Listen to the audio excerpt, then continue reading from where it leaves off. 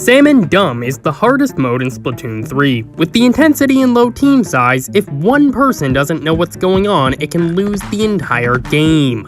But the first part to understanding Blame and Bun is understanding the enemies. Bums are weak but common. They're a strong balance between power, speed, and health. This is the Mario of Salmon Run. It can knock you out in the crowds, but as jacks of all trades and masters of none, they aren't that big of an issue. Balmies are fast. Like, too fast. They have low health and damage, but always spawn with a group. This is the Toad of Salmon Run. They can easily overwhelm you. If you have a slow weapon like a charger, just run to a nearby teammate. Modocs are big and tanky. As slow as they are, they can easily be a threat as they're the hardest to fight. This is the Shotgunner from Call of Juarez Gunslinger, released on May 22nd, 2013 for Windows, Sony's PlayStation 3, Microsoft's Xbox 360, and on December 10th, 2019 for the Nintendo Switch. Of Salmon Run. But lessers are weak. The real issue is the bosses. These guys can easily cause chaos when their attacks combine. Feelheads launch bombs at you. To defeat them, you have to shoot the bomb while it's charging up. It's a prime target for chargers, as almost all of them can one-shot it. Speaking of chargers, they can easily separate you from your team if you're in the wrong place at the wrong time. The trick is to stay close so they can shoot it off while never staying too close or the charge won't hit the entire team. That's the logic of a lot of bosses. Hunters and jockeys can only get removed if your team shoots them off. The entire point of a jockey is to try and separate you from your team. The lessers can even overrun you if you get separated.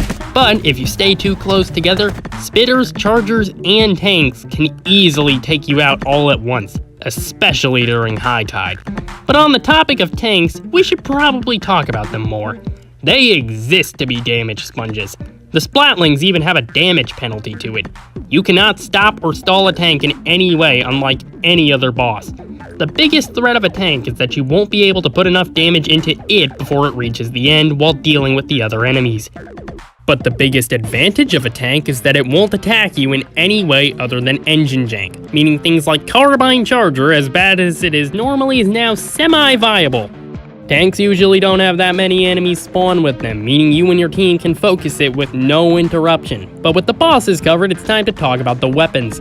Blasters are strong but can be underwhelming. Make sure to get Blast Specialist to remove fall off, but one tick is enough.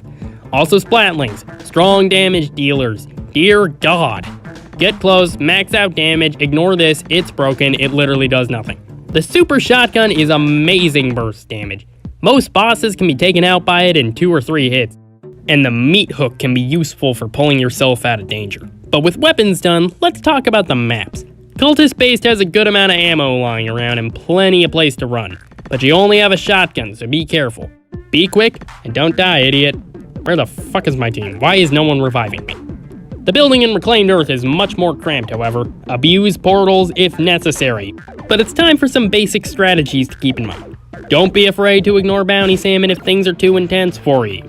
If so, focus on enemies further away so they don't get hit in the crossfire. And make sure to lure bosses closer to the basket so you don't waste as much time on collecting them.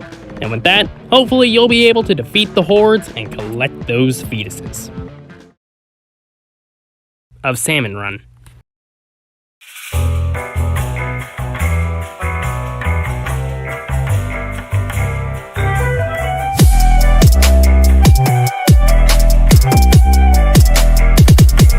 Have you guys seen the chronicles of the guy who last big run was like, throw me to the salmonids, I'll come back pregnant, and now he's like putting things in the plaza. It's like I can feel the baby kicking.